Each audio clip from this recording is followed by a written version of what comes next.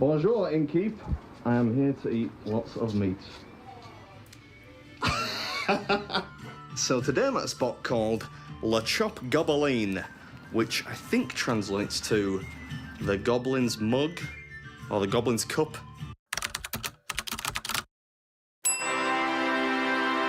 Sounds like the type of place a weary adventurer may visit to regenerate some HP on an old Elder Scrolls game, or any RPG of your choice for that matter. Of course, by HP I mean health points, not brown sauce. Oh, look at that. The menu's leather bound. How authentic is that? It's like a tome of enchanted spells or magical elixirs, as the case may be, because this is the drinks menu. This place is so cool. Where is it? In here somewhere. There we go. So the challenge is called La Jewel de la Rapier. Rapier is a sword, so I guess it means jewel with swords, or jewel of the sword. Something like that. Sounds dramatic anyway. I love it. It says here, the innkeeper pitches in with a pitcher of beer of your choice in order to bolster your strength. Strength is spelt wrong. If you succeed, you will earn the title of Honorable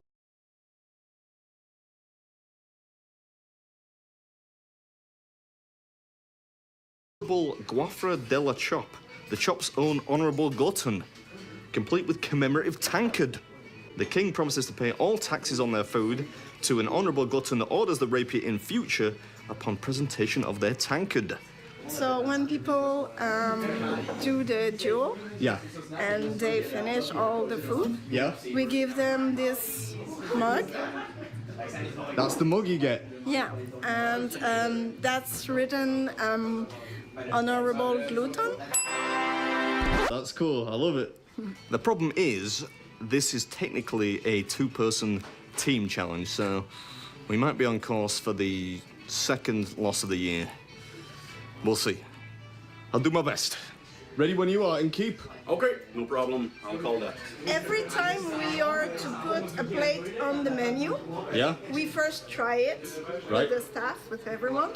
And the first time, we were 6 on it, Yeah? and we did not get through. Don't tell me that. Don't tell me that. I'm gonna try and do it myself. It's for teams of 2, right?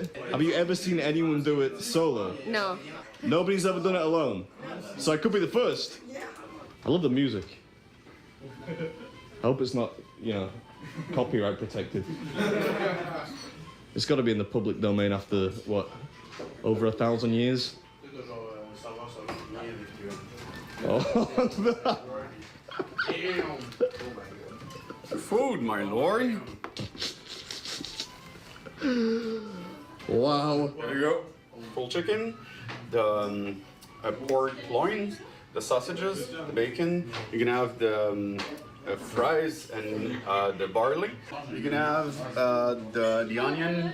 And here it's also for the elves. I get it now. Jewel de la Rapier, rapiers, swords. All right, come on. We can do it. We can do it. All right, so today we're at a place called La Chop Gobeline. La Chop Goblin. I wasn't far off. She's laughing at me over there. And I'm taking on the Jewel de la Rapier challenge. Is there a time limit or just one sitting? No, no time limit. No time limit. No time limit. And if you win, you get like a special version of this. Exactly. And I read online that if I want to get your attention, I'm supposed to stamp my foot and say innkeep. Yeah, exactly. You That's- can get lovely. That's not rude. No, no, no. All right, I like that. 3, 2, 1, eat! I don't even know where to start. The meat's on little daggers. There's so much food. You can say that again.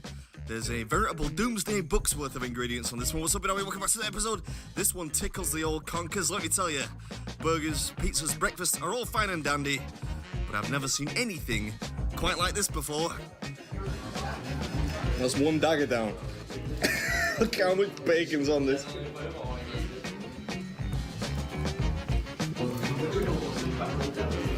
At the risk of sounding defeatist, I'm not sure I'm going to finish all this. So I want to at least try each of the individual ingredients. Oh, that sausage is delicious. It's got something sweet in the middle.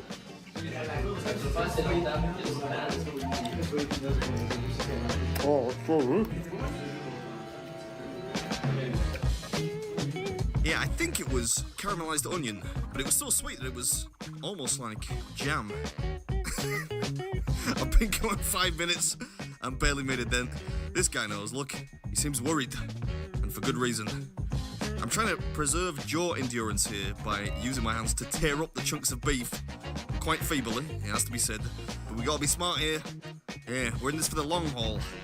Not unlike King Henry III. Let's do another one of these sausages.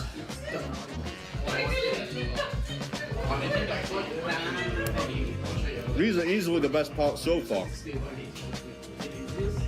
Yeah, I must confess, despite the enthusiasm with which I usually eat them, sausages are not actually my favourite thing off the butcher's block, so to speak, but these things were incredible. Sweet and salty, a little bit fruity, a hint of winter spice in there. Oh, come on now. It's a little early to be making faces like that. Let's go. Get it down, yeah? I've got to eat it off the sword, right?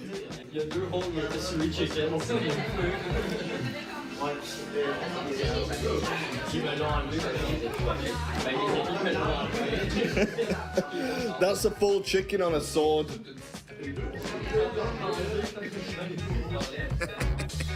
Yeah, a statement of the obvious, of course, but one feels compelled to draw attention to the mirthful absurdity of it all. I think I might be lucky to get through half of this. Oh, it's starting to get to me already. Yeah. There's a lot of chewing. Not bad. Yeah, I'm doing okay. Yeah.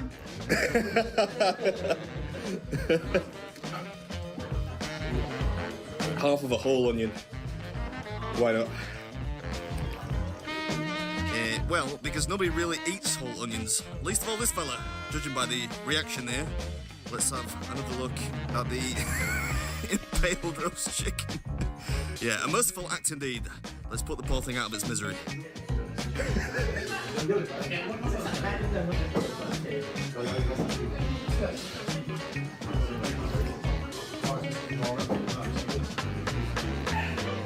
Mushrooms. They're gonna have to wait. Yeah, a pox on them. Let's prioritize the good stuff for now. Tomatoes, which actually were fantastic. Roasted with some herbs, nice and juicy, and the other half of the onion, much to this young chap's dismay. The onion is spicy. It's like a little pitchfork.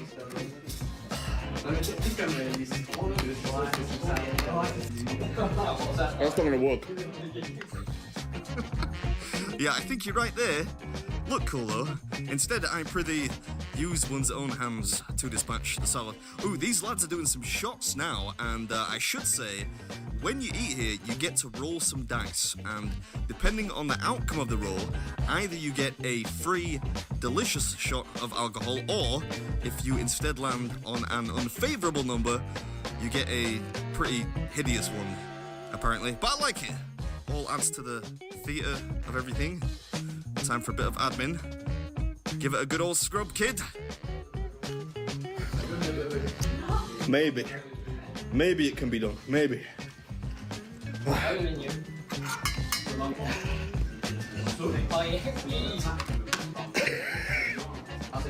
I don't know what's in there.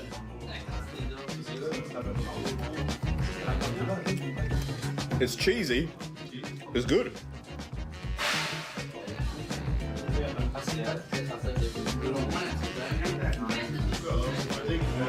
Barley, this is delicious.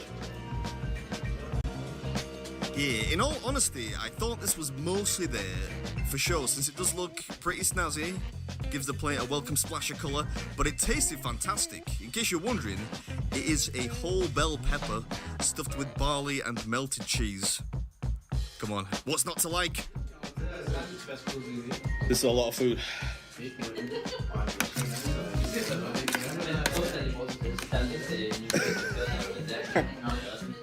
I'm not sure if I've ever had barley before.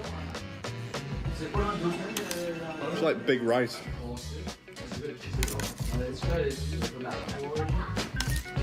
I was thinking about it, you might need that.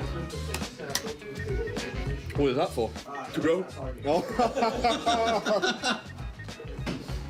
Hey, I've got a sword here. Oh!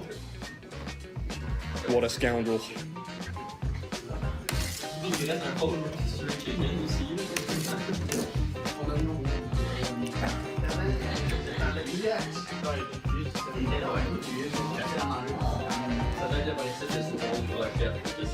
I don't know what this is. Do you guys know what that is? No, is it a harder? Is that a cheese? Like fried cheese? Straight up fried cheese.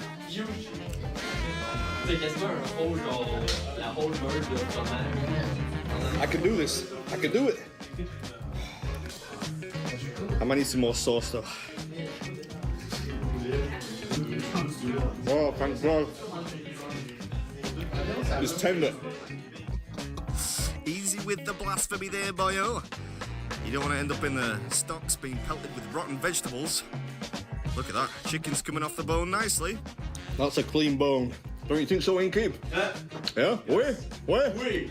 Ouais. Jusqu'à la moelle. Good. Yeah, not sure what that last part was. My French is about as strong as King John, who famously lost Normandy and was subsequently strong-armed into signing the Magna Carta. I don't know what I'm saying, but the innkeeper seems satisfied with the state of the bones. That's what I'm trying to get at. Always a good idea to check that as you go when any kind of meat on the bone is involved.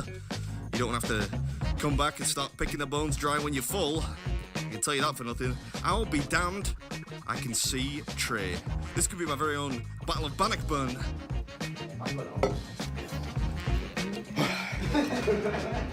I got a secret room which reveals a look away and then you're almost done.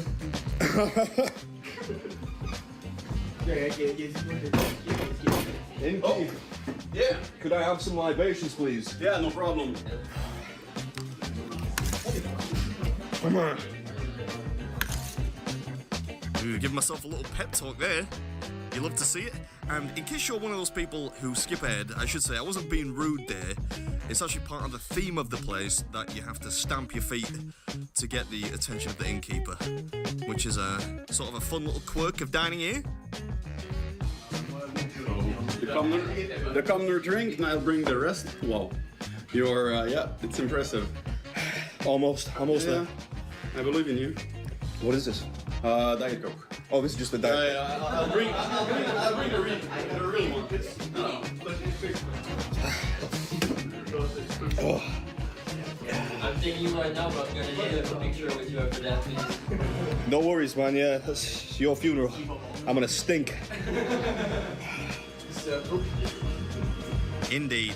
An arresting cassolette of meat, cheese, gravy, and the heavy perspiration of sheer determination. Lovely. Thank you. I'll try not to. I'll try. The mushrooms aren't going to help with that, though. There you go. Oh, thank you very much. You're welcome. It's warm, it's spicy red wine. Oh, like mulled wine? Yeah, exactly. It's, Oh, I love this stuff. Yeah. Maybe I'll save that to the end. I'm gonna have that as my victory drink if I win. yeah, you can. I read online that you're famous for your honey butter. Yeah. Could I try some of that? Sure. That'll really help with the bread. Yeah. Yeah? Yeah. You sure you want more food? Well, Yeah, I'll bring it.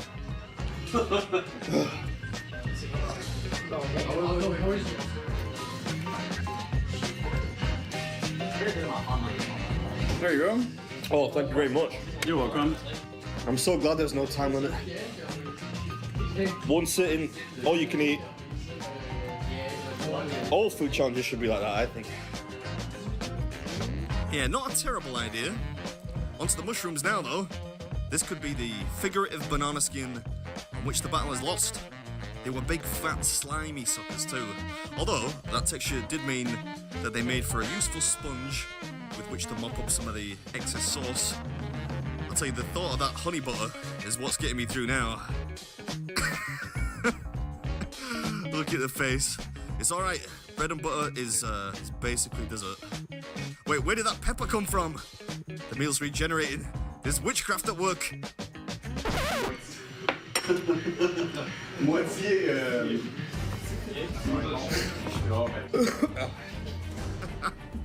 Stop pointing the sword at people. Ooh, the dramatic orchestral music has kicked in, and at an appropriate time indeed, since I am at nigh breaking point here, with just some bread remaining. These lads have stayed the course with me here, so I should say a formal and hearty thank you in case they're watching this. Although, I'm fairly certain that they will not want to relive it. Just a hunch.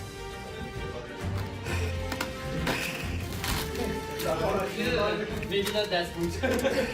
Thinking about it, I should really have asked one of you guys to help me out, because you are allowed 2 people. Yeah, but come on, where's the glory in that? A few teams have actually finished this, believe it or not. But verily, no foolhardy man nor woman have been warrior enough to conquer it alone. Until now, at least.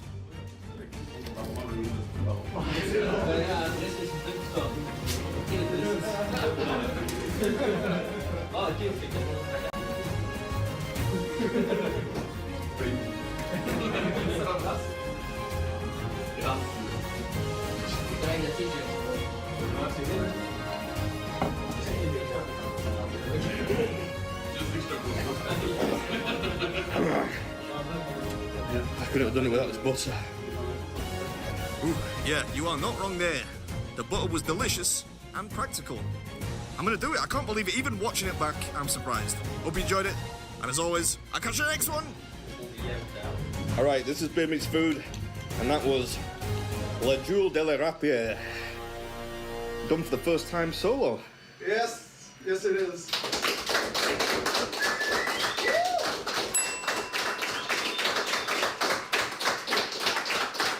Oh my god, I don't know how I did that. Do you have a dessert menu? Yes. That was a lot. I'm glad that you were entertained. I am impressed. Yeah? Congrats. Oh, thank you. Yeah, and this is for you. Thank you so It's much. honorable goinfre, so it's honorable glutton. I honestly did not think I would finish that. No? But that taste is so good, man. Yeah, I didn't think you would finish it either. The pepper in there, the stuffed pepper, and the sauce. I don't know what was in those sausages, but they were so good. I get to keep this. Yes. A pork loin, the sausages, the bacon. You can have the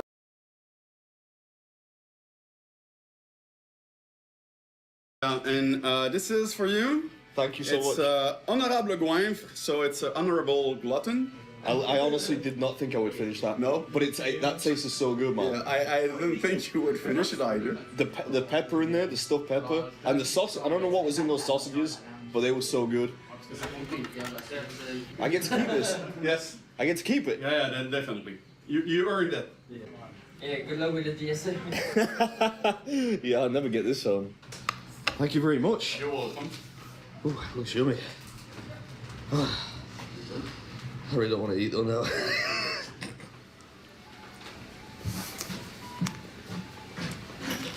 Oh wow, that's good. Making myself a hernia. I'm gonna get the mug, and I can't forget the sword. Can't believe I won a sword. Yes. It was like, ow.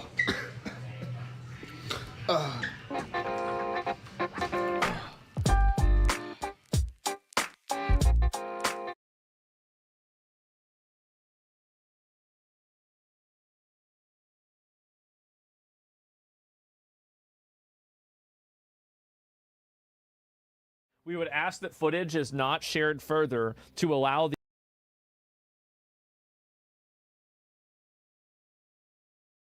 legal process to take its course. Insane clip from the UK. Police are arresting someone who got assaulted. What the hell?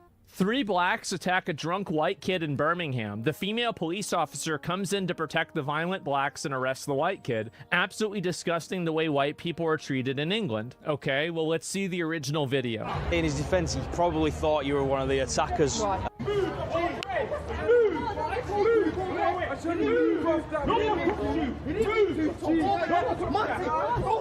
Oh my God. And punch it. Oi, oi, oi, oi, oi. Do not fucking punch me. Right, relax. I'm trying to move that way. Put your hands behind your back. I'm trying to move that way, bro. Piece of Barbara. What? You just fucking punched me in the face. My nan's actually... Why are they trying to restrain him? I'm trying to go home, bro. Put your arms straight. Please, please, I'm trying Oh my God. This is disgraceful. Please, I'm trying to go home. You're under arrest for assault on police. You're gonna walk to the fucking car, you dick. Oh, bro, please. How did you know? Get in the car. In the fucking car. They're not even talking to the people that attacked him. Someone clotheslined him, and then someone hit him from behind, and that's when you went in. And all I can say in his defense, he probably thought you were one of the attackers at that moment. Okay, so somebody's assaulted him first. Yeah, yeah. Okay. You saw it. You watched it. Look, so the police are right. They're right there. There's the police car. It's right in the frame. And you can see very clearly all of these people are antagonizing this one person. And you can see he's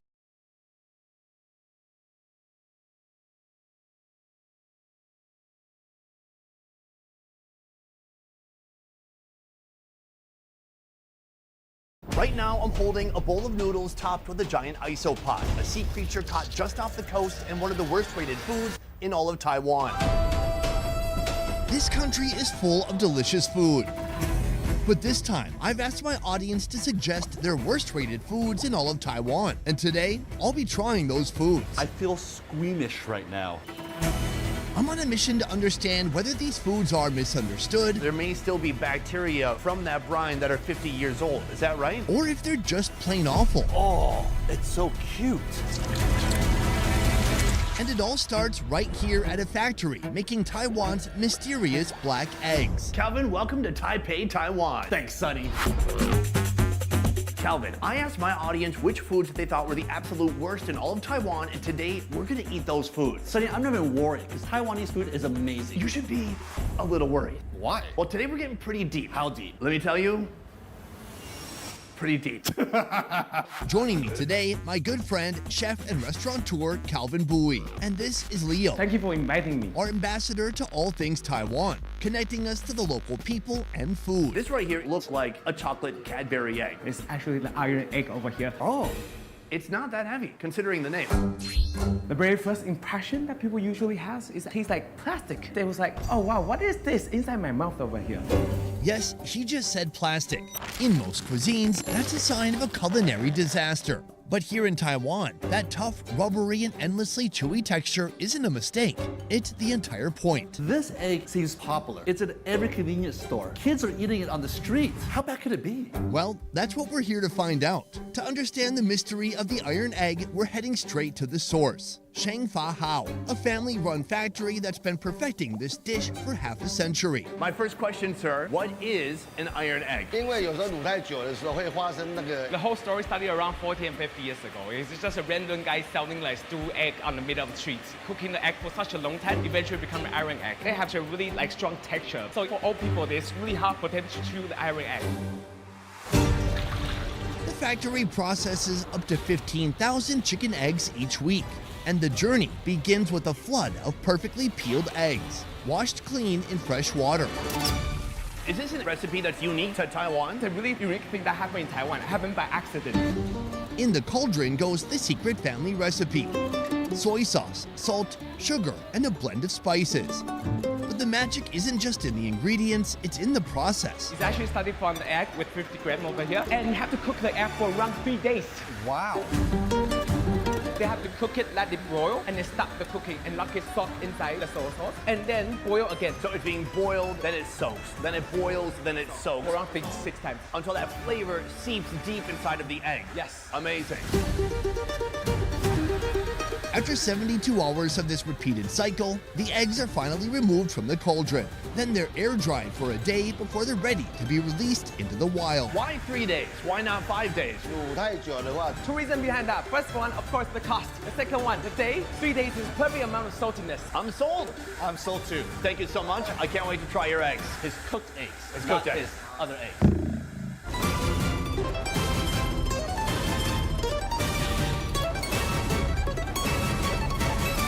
Gentlemen, select your egg. This started as a chicken egg, and it almost looks the size of a quail egg now. It has reduced in volume so much, and I guess it's because of all that salt has made it dehydrate a bit and become more dense. What I love about this egg is that beautiful skin. It's so soft and so shiny. Like a freshly polished leather shoe. But I don't eat my shoe though. Okay, well, you're missing out. Let's go for it. Cheers.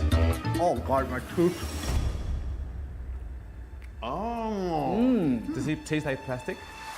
It doesn't taste like plastic at all to me. The egg white is certainly very firm, and I can see how people would think it has kind of a plasticky texture as the white ends up kind of crumbling apart in your mouth. Then as you move inward, some of that soy sauce has even reached the yolk. I find the yolk to be a little bit creamy. It's delicious. I find that the taste is a little bit salty. Actually, overly salty. The problem with a normal hard-boiled egg is it doesn't have enough flavor. But here the salt is built in, baby. You taste Chinese 5-spice, you taste plenty of soy sauce, but it's also a bit sweet too. Every time when I show it to my foreign friends, at first they will hesitate a little bit because the very first bite when you bite the egg without the egg yolk, they never had this texture before. So after they started to have the egg yolk inside, provide a really, really nice texture with flavor together, they will start to like it. I think that's how I feel too. I can't believe this is even on our list of worst rated foods. For me, 10 out of 10, absolutely delicious. I'm gonna give this a 5 out of 10. It's a little bit overpowering. I'd love to enjoy 1, maybe 2. After that, I think I'm good.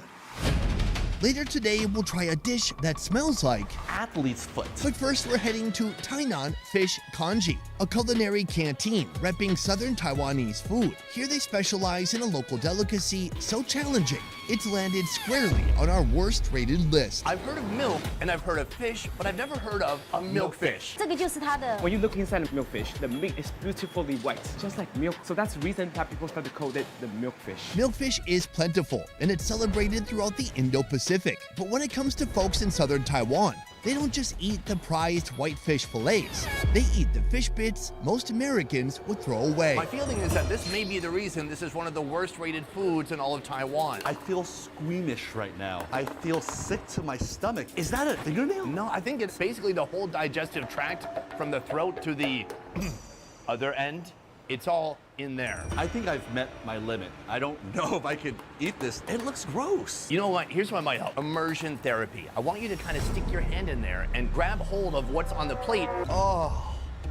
Oh, wow, it is really bloody on the bottom. The body part itself is very pink and red. These intestines here are so intricate. Which organs is Calvin holding right now? This is the liver. This is the intestines. This is the fat around the organs. This is the gizzard. Fish gizzard. I've never heard of a fish having a gizzard. Why are people eating the inside of a fish? This is what we throw away in the West. The texture is so nice that people love it so much. People believe can only eat it fresh because if had the morning, it would become bad.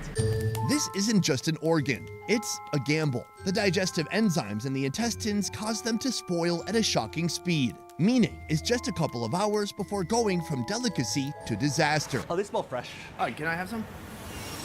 You know what? You could have shoved that in my nose just now. Thank you for not doing that. Would you like to smell it? Just kidding. Because of that race against time, the preparation is brutally simple. A quick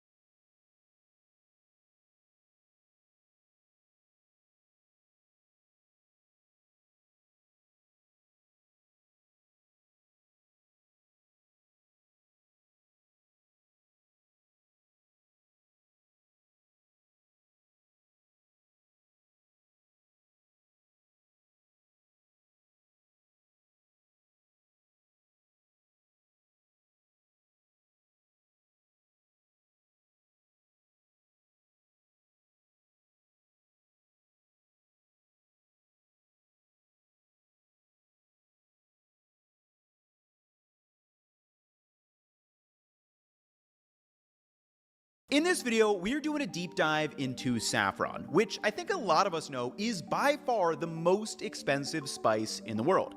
But beyond that, I have a lot of other questions I want the answer to. First, what is the flavor of saffron? For example, what types of dishes is it used in, and what does it actually contribute to those dishes? Is it mainly the color, or is there something special about the aroma or taste as well? Then my second big question, is there a flavor difference between cheese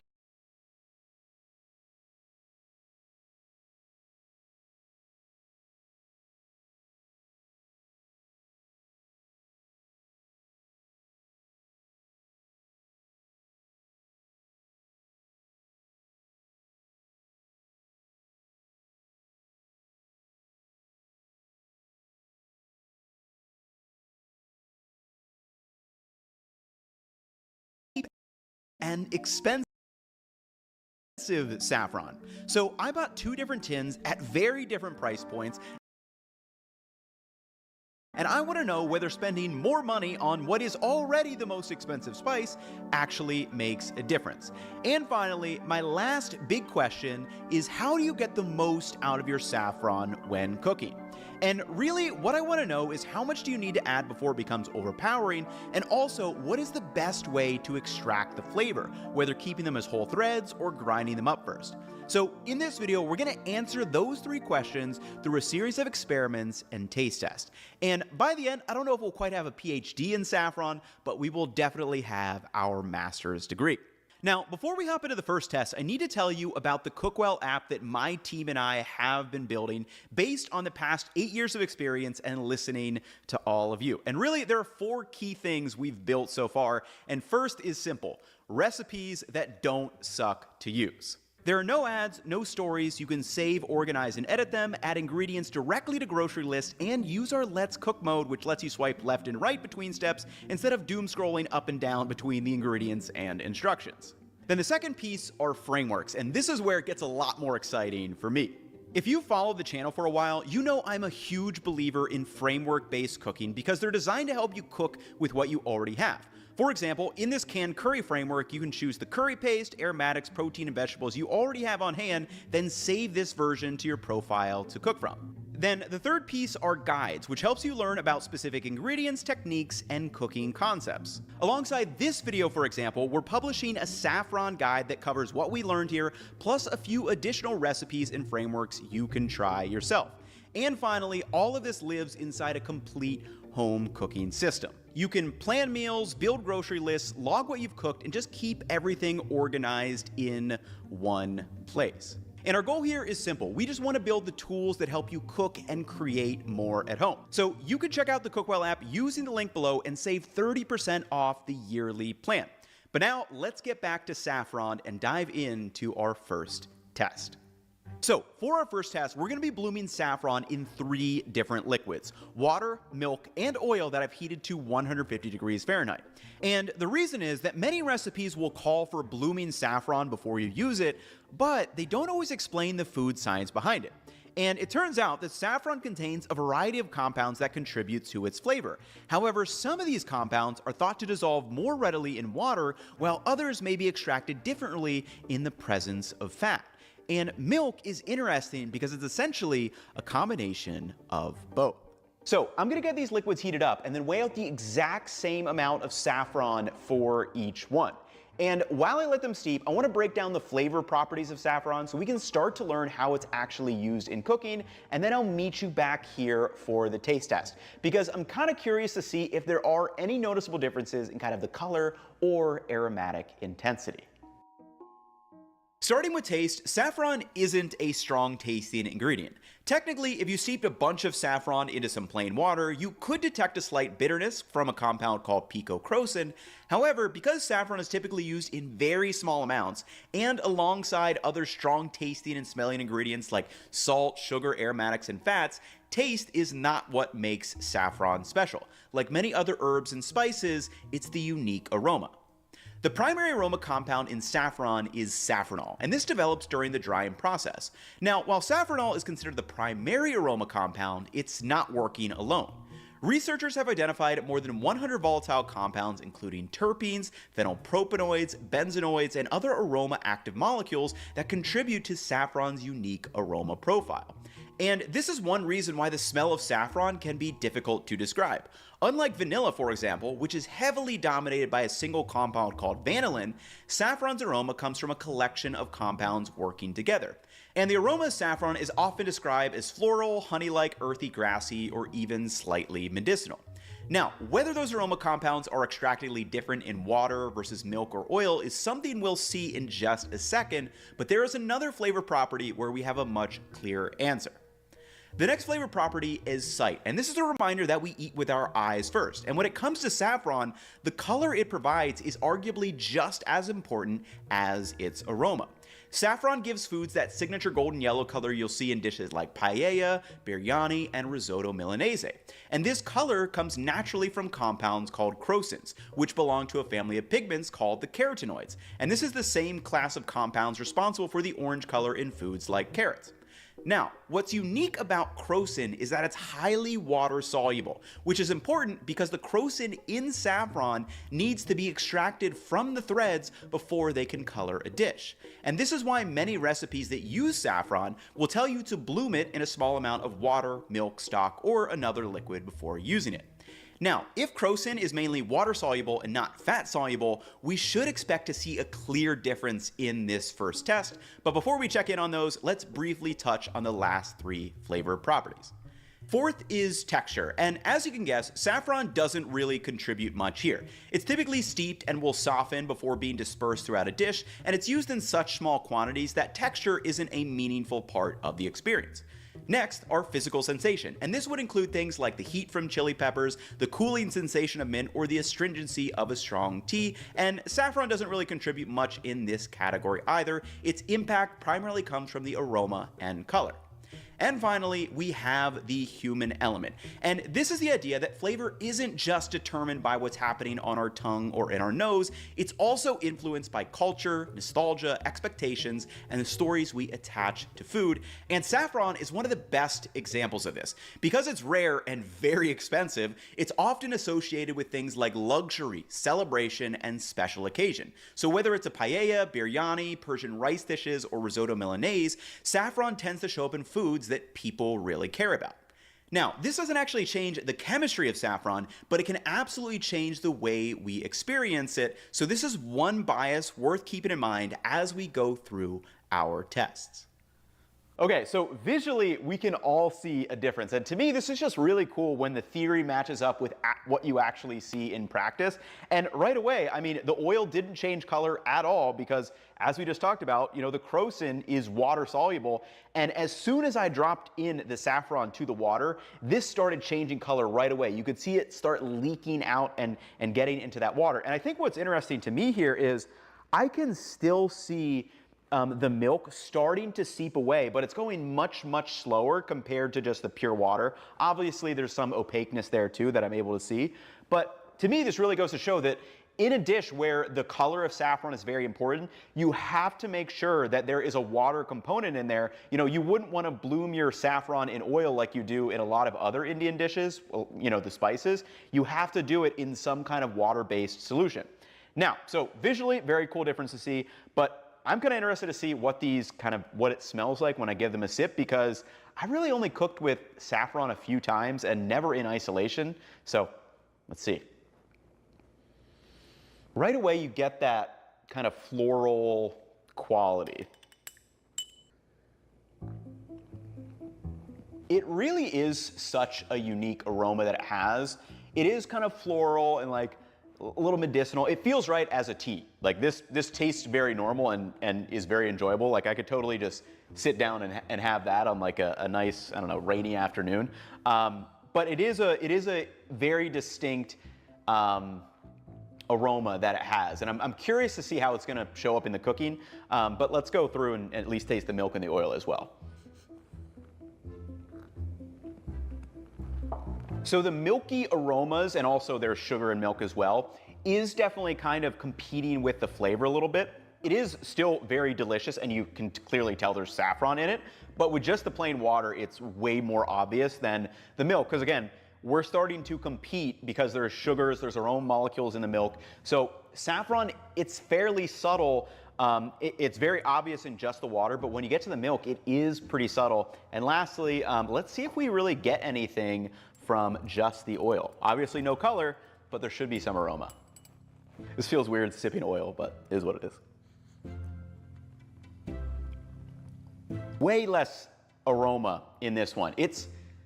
And I wonder too if a lot of the aroma molecules that make up saffron are also water soluble. The aroma and flavor you get from just the water feels way stronger than the oil. Just the oil alone, it's like there's like a hint of it in there, but this almost feels like it might be 5 times as strong in terms of aroma. Yeah, that's super interesting. So this first taste test, absolutely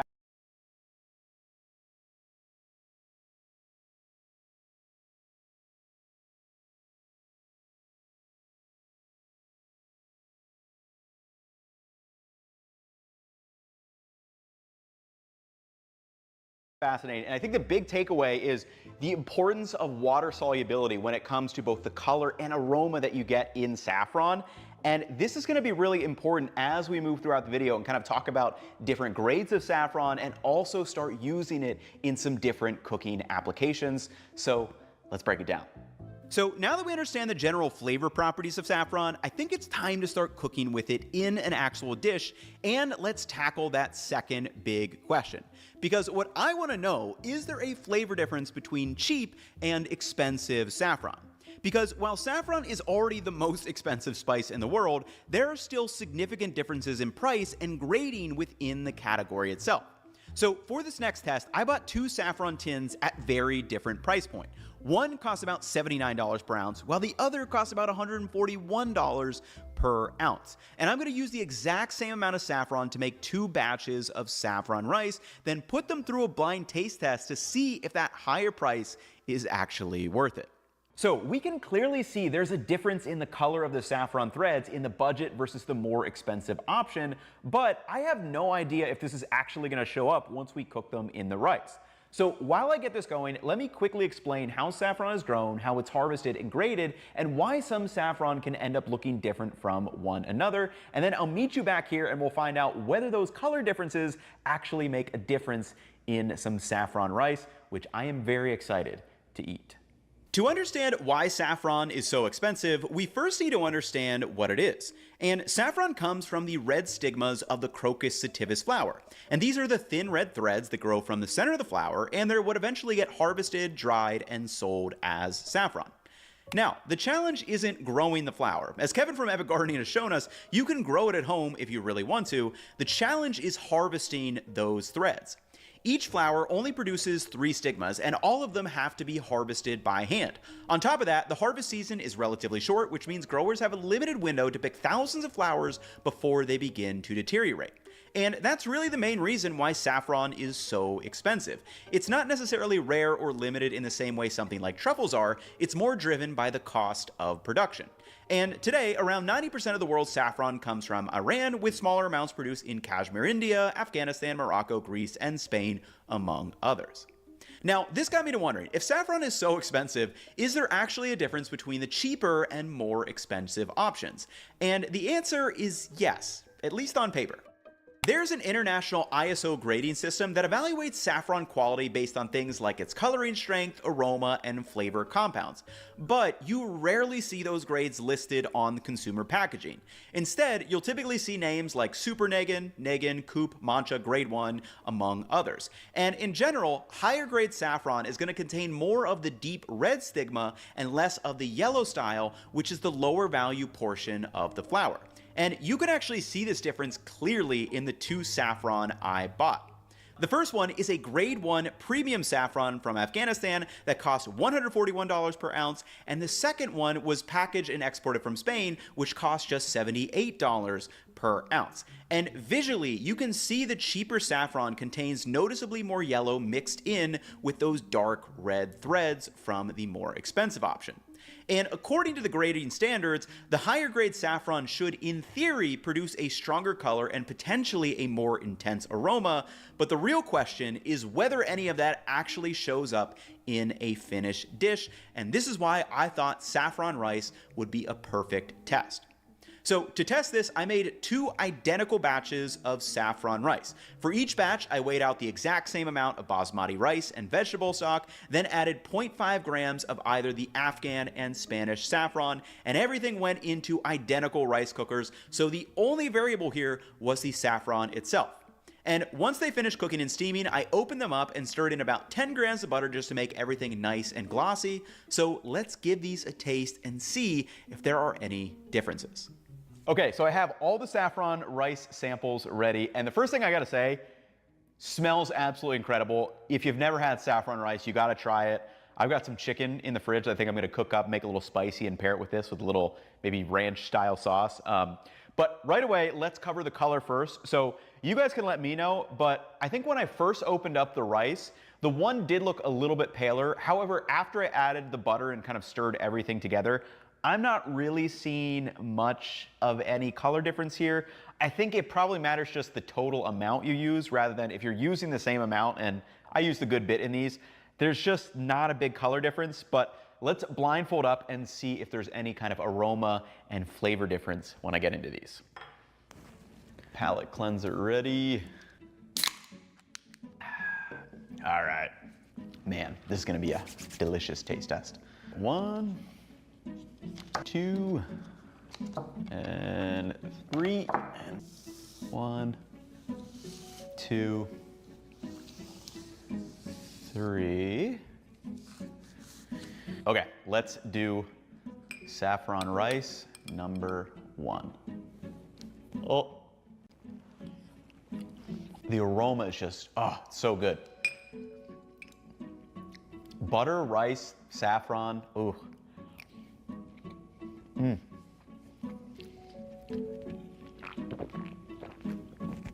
Clear the nostrils with the root beer. Let's go to number 2. I feel like I'm getting rice everywhere.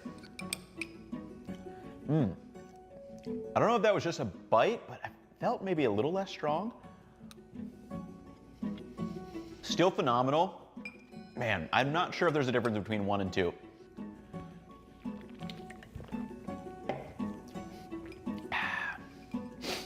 All right. Man, this is just so good. Let me go back through one more time. 2.